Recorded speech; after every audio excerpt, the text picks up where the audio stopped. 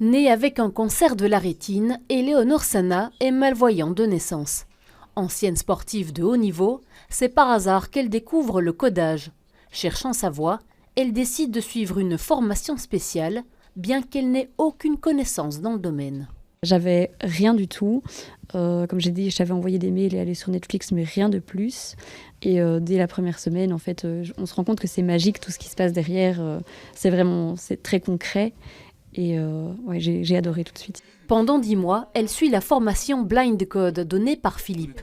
Former au code, c'est une chose. Former une personne malvoyante, c'est un défi supplémentaire. On va faire des choses qui vont être compréhensibles de manière générale à la lecture, donc toutes des phrases écrites de la description, et on va éviter tout ce qui est schéma. Sinon, globalement, la programmation, c'est surtout de la logique, c'est quelque chose qui se passe dans le cerveau, donc il n'y a pas vraiment d'angoisse à ce niveau-là.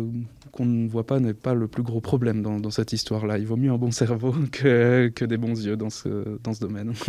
Une formation qui a permis à Éléonore d'être employée pour Accessia, une agence web inclusive. Son travail, rendre le numérique accessible aux personnes en situation de handicap.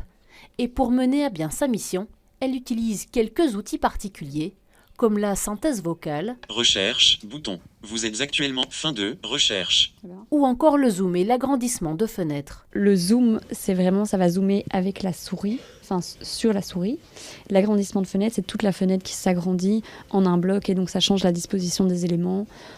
Parfois c'est bien fait et alors les éléments sont tous visibles, parfois c'est pas bien fait et alors on perd de l'information. Ces formations existent depuis 3 ans. Leur but, offrir des opportunités d'emploi dans un secteur en demande. Les possibilités qu'on offre dans les métiers aux personnes déficientes visuelles, ça se cantonne souvent au même type de métier. Agent d'accueil, répondre au téléphone, un peu de compta. Et puis là, on s'est dit, c'est un peu dommage parce que dans le numérique, il y a 600 emplois vacants en Wallonie, donc il y a du boulot, il y a du taf. Et donc, pourquoi pas, c'est quand même des métiers d'avenir. 3 personnes sur 10 décrochent un emploi stable, presque immédiatement après leur formation.